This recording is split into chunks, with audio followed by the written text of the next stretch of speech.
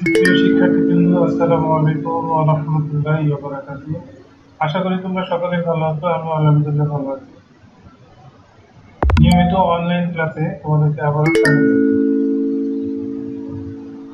শিক্ষার্থী বন্ধুরা, আজকে আমরা সপ্তম শ্রেণীর তথ্য ও যোগাযোগ প্রযুক্তি প্রথম অধ্যায়ের পার্ট 6 সমাজ জীবনে তথ্য ও যোগাযোগ প্রযুক্তির ব্যবহার সম্পর্কে আমরা আলোচনা করব।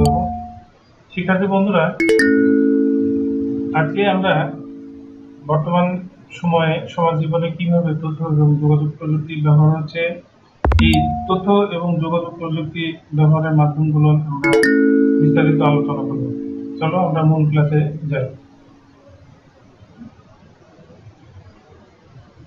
শিক্ষার্থী বন্ধুরা, সর্বপ্রথমে আমরা একটি ছবি দেখছি মোবাইল ফোন, অর্থাৎ এখন বর্তমানে এটি সবচেয়ে প্রধান একটি যোগাযোগের মাধ্যম। আমরা মোবাইল ফোন বলতেই বুঝতে পারি যে আমাদের নিকট আত্মীয় কাছের মানুষের সাথে যোগাযোগের মাধ্যমই হচ্ছে মোবাইল ফোন।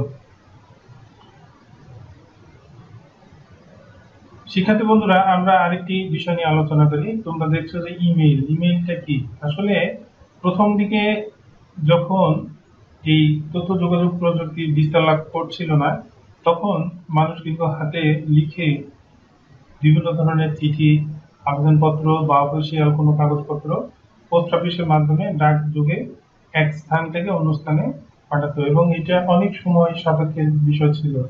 কিন্তু বর্তমান সময়ে এই ইমেইলের মাধ্যমে দেখা যাচ্ছে যে খুব কম সময়ের মধ্যে, অর্থাৎ কয়েক সেকেন্ডের মধ্যেই পৃথিবীর এক প্রান্ত থেকে আরেক প্রান্ত গুরুত্বপূর্ণ তথ্যগুলো পৌঁছে যাচ্ছে এই ইমেইলের মাধ্যমে। এই ইমেইলটা সামাজিক যোগাযোগ মাধ্যমকে আরো এক ধাপ এগিয়ে নিয়ে আসছে এবং সবচেয়ে গুরুত্বপূর্ণ ভূমিকা পালন করছে এই ইমেইল।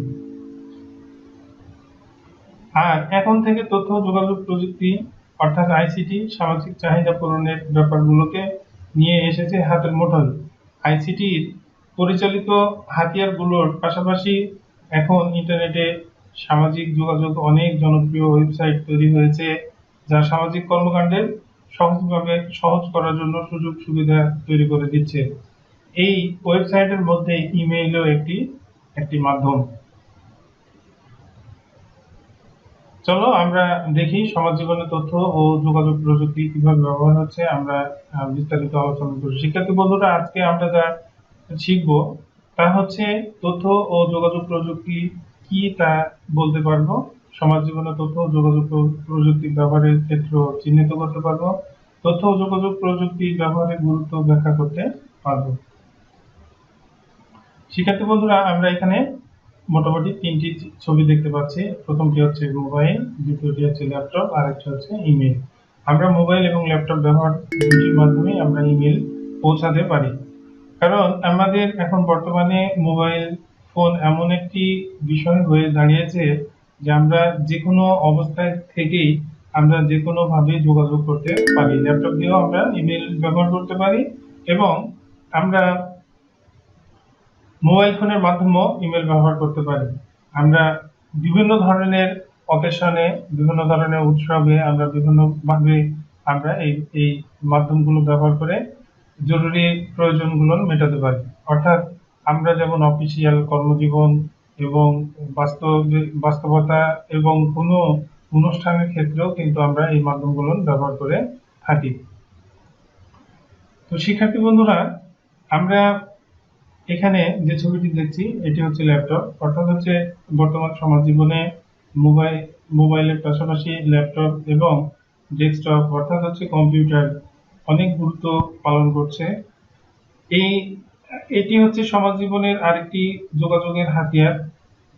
আমরা জানি আইসিটি ব্যবহার করে কিভাবে সামাজিক সম্পর্কগুলো বিকশিত হচ্ছে, তার একটি উদাহরণ আমরা প্রথমেই জেনে নিই।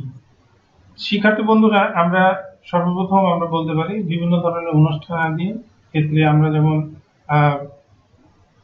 অনুষ্ঠানাদির ক্ষেত্রে আমরা বিভিন্ন ধরনের আমন্ত্রণ পত্র, কার্ড, SMS এর মাধ্যমে বা বিভিন্নভাবে আমরা আমন্ত্রণ করতে পারি। তোমার কাজ তথ্য যোগাযোগ প্রযুক্তি বলতে কি বুঝি বা কি? শিক্ষার্থী বন্ধুরা, আমরা দেখি ইন্টারনেট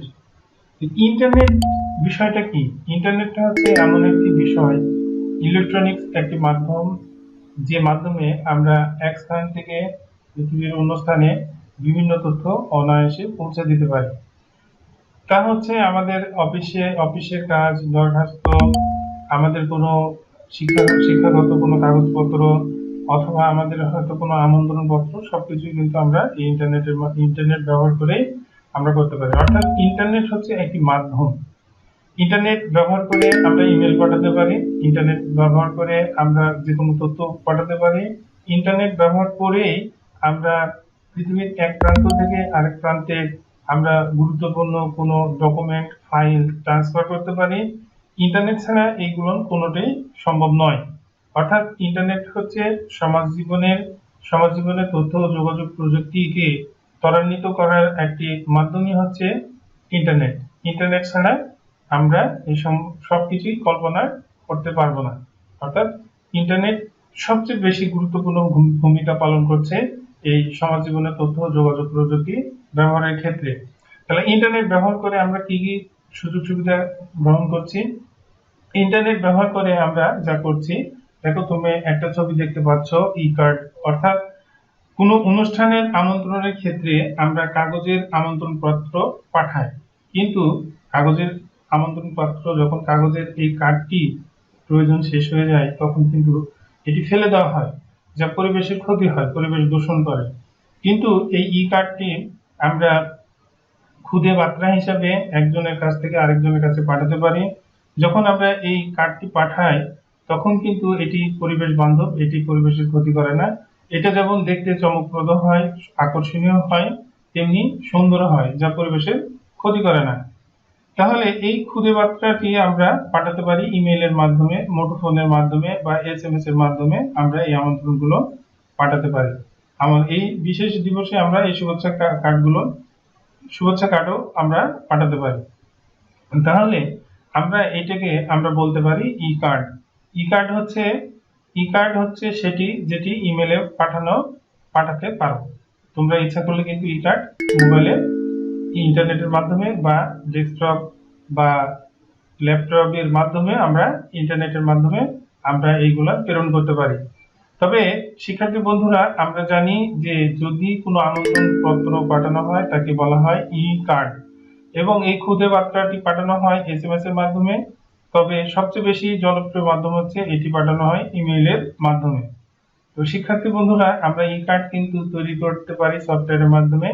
টকিং ই কার্ড অর্থাৎ হচ্ছে যে ই কার্ড পাঠাবো তার মধ্যে কথা বলতে পারে, যেটাকে আমরা বলে থাকি জিপ ফাইল।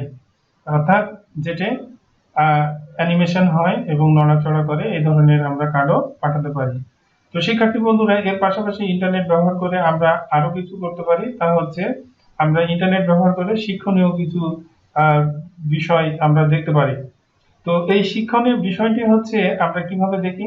যেমন দেখো, আমরা শিক্ষামূলক অনুষ্ঠান, শিক্ষামূলক শিক্ষামূলক যত ধরনের, বা আমরা যদি কোনো সমস্যা হয়, কোনো অধ্যায়ের সমস্যা হয়, তাহলে আমরা ইউটিউব থেকে খুঁজে এই পাঠগুলো সংগ্রহ করে আমরা দেখতে পারি।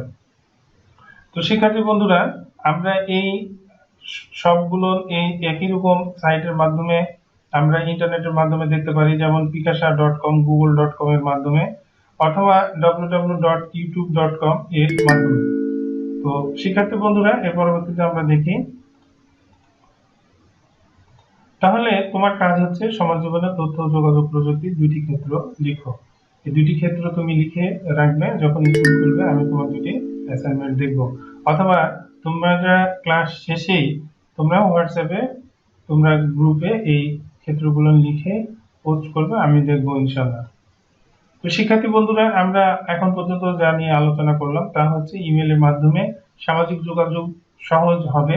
ইমেল আসলে সহজ হয়। ইমেলে আমরা আমন্ত্রণ পত্র পাঠালে সুবিধা মতো সময় দেখতে পারবো। এর পরবর্তীতে আমরা ইউটিউব ভিডিও শেয়ারিং এর মাধ্যমে তোমার ভিডিও সারা বিশ্বের সামনে তুলে ধরতে পারো। অর্থাৎ হচ্ছে তোমার মধ্যে যে প্রতিভাটি রয়েছে, এটি ইতিপূর্বে দেখানো সম্ভব হতো না, কিন্তু বর্তমানে এটি ইউটিউবের মাধ্যমে সারা বিশ্বের সামনে উপস্থাপন করা যায়। ই কার্ড এর সাহায্যে বিনা খরচে শুভেচ্ছা বার্তা পাঠানো যায়। তাহলে ই কার্ডে হচ্ছে যে ই কার্ডটি আমরা পাঠাই তা হচ্ছে বিনা খরচে আমরা পাঠাতে পারি। তো সমাজ জীবনে তথ্য ও যোগাযোগ প্রযুক্তি ব্যবহারের গুরুত্ব অপরিসীম। আমরা যে যে ক্ষেত্রে এই আহ, সমাজ জীবনে আমরা তথ্য যোগাযোগ প্রযুক্তি ব্যবহার করি তা আমরা এক নজর দেখে নিলাম। তোমার কাজ, সমাজ জীবনে তথ্য ও যোগাযোগ প্রযুক্তি ব্যবহারের গুরুত্ব ব্যাখ্যা করো। তো শিক্ষার্থী বন্ধুরা, আমরা দেখি একটু মূল্যায়ন করি আজকের ক্লাসটি। তথ্য ও যোগাযোগ প্রযুক্তি কি? আমরা বলতে পারি তথ্য সমাজ জীবনে তথ্য ও যোগাযোগ প্রযুক্তি ব্যবহারের দুইটি ক্ষেত্রের নাম উল্লেখ করো। বাড়ির কাজ, তোমাদের একটি কাজ রইল সমাজ জীবনে তথ্য ও যোগাযোগ প্রযুক্তির কোন কোন প্রযুক্তি তুমি ব্যবহার করো আর তার একটি তালিকা তৈরি করো।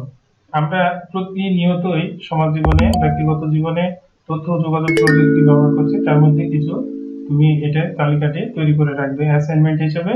স্কুল যখন খুলবে তখন আমি এই অ্যাসাইনমেন্টটা দেখব। তো শিক্ষার্থী বন্ধুরা, আজকে এই পর্যন্তই। আজকে ক্লাসে আশা করি তোমাদের ভালো লেগেছে। আগামী দিন আমরা এই অধ্যায় সম্পূর্ণ শেষ করার পরবর্তীতে একটি প্রশ্ন উত্তর পর্ব একটি ক্লাস তৈরি হবে এবং আমি আশা করছি তোমাদের সাথে আমি লাইভ ক্লাস করব এবং সরাসরি সেখানে প্রশ্ন উত্তর পর্ব হবে, যা তোমরা প্রশ্ন করবে আমি উত্তর দেব। ধন্যবাদ। আসসালামু আলাইকুম ওয়া রাহমাতুল্লাহি ওয়া বারাকাতুহু।